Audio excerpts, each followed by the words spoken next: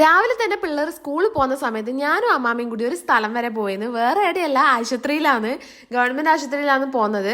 അപ്പൊ അമ്മാമ്മക്ക് ചെറുതായിട്ട് ഒരു നടുവേന, കിടന്നിട്ട് എണീക്കുമ്പോൾ നടുവേന. അപ്പൊ അത് കാണിക്കാൻ വേണ്ടി പോകും. അങ്ങനെ കുറച്ച് സമയത്ത് കാത്തിരിപ്പിന് ശേഷം നമ്മൾ ട്രക്കർ എത്തിയിട്ടുണ്ട്. ട്രക്കറിന് വീഡിയോ എടുക്കണമെന്ന് ഞാൻ വിചാരിച്ചാണ്, പക്ഷെ നല്ല തിരക്കായി പോയി ഗൈസ്. അനങ്ങാൻ വരെ സ്ഥലം ഉണ്ടായിട്ടില്ല, അതുകൊണ്ടാണ് എടുക്കാൻ. അങ്ങനെ നമ്മൾ ഓർത്തോനെ കാണിക്കാൻ തന്നെ വിചാരിച്ചിട്ടാണ് പോയത്. ആശുപത്രി കയറുമ്പോ എന്താ കഥ, ഒരു 1.5 ക്യൂ ആണ് ഉണ്ടായി. വളഞ്ഞു പൊളഞ്ഞ് പാമ്പ് പോകുന്ന പോലെ ഒരു അങ്ങനെ ക്യൂ നിന്ന് പകുതിയാകുമ്പോൾ അവരതാ പറയുന്നു ഓർത്തോന്റെ ടോക്കൺ കഴിഞ്ഞു. പിന്നെന്താ ചെയ്യുക, ഒ പിയിൽ ഡോക്ടറെ കാണിച്ചിട്ട് വന്നു.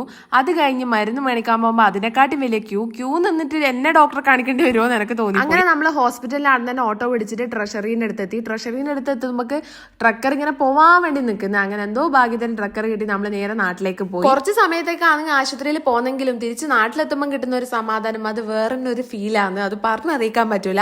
അങ്ങനെ വീട്ടിലെത്തുമ്പോൾ 3 ആള് നമ്മളെയും കാത്തിരിക്കുന്നുണ്ടായിരുന്നു, അന്നും കൊണ്ടുവന്നിനോന്നെല്ലാം വെച്ചിട്ട്. അപ്പം വീഡിയോ ഇഷ്ടപ്പെട്ട ചാനൽ സബ്സ്ക്രൈബ് ചെയ്യാൻ മറക്കല്ലേ. Okay, by.